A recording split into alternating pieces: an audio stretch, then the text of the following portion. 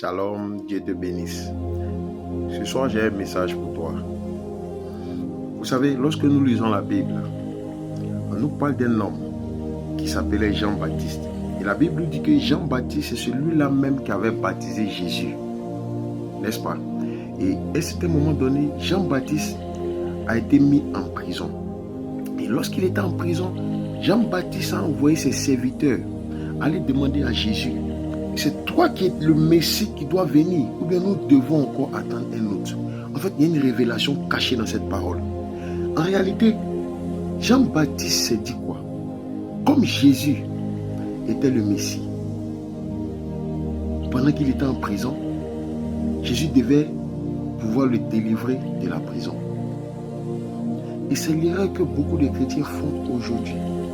On se dit que lorsqu'on a une certaine situation, comme on croit en Dieu, il y a des difficultés qui ne doivent pas arriver. Non, vous vous trompez.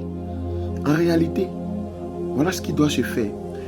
Quand les difficultés arrivent, au lieu de te lamenter, au contraire, tu dois t'élever dans la prière.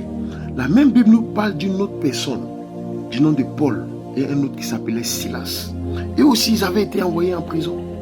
Mais eux, au lieu de se lamenter, tu dis: Jésus, pourquoi Jésus, aide-nous, délivre-nous. Qu'est-ce qui s'est passé?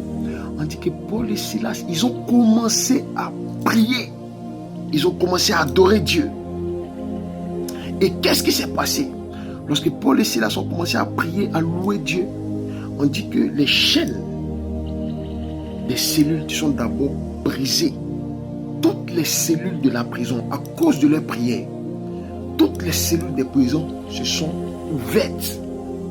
Et par la suite, il y a eu un grand tremblement de terre dans la prison, à un point où le gardien qui était là ce jour-là, quand il a vu la scène, il a tellement eu peur, il a voulu se suicider. Frère, au lieu de pleurer lorsque tu vis des difficultés, tu dois te lever dans la prière, louer Dieu, adorer Dieu et prier tout le temps.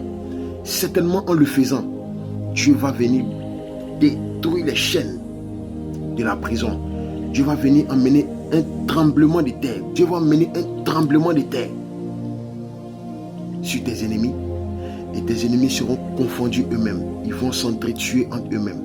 Je t'invite le 30 mai 2025 à un marathon de prière où nous allons prier, louer et adorer Dieu pendant 24 heures non-stop. Du 30 mai à minuit au 1er juin à minuit.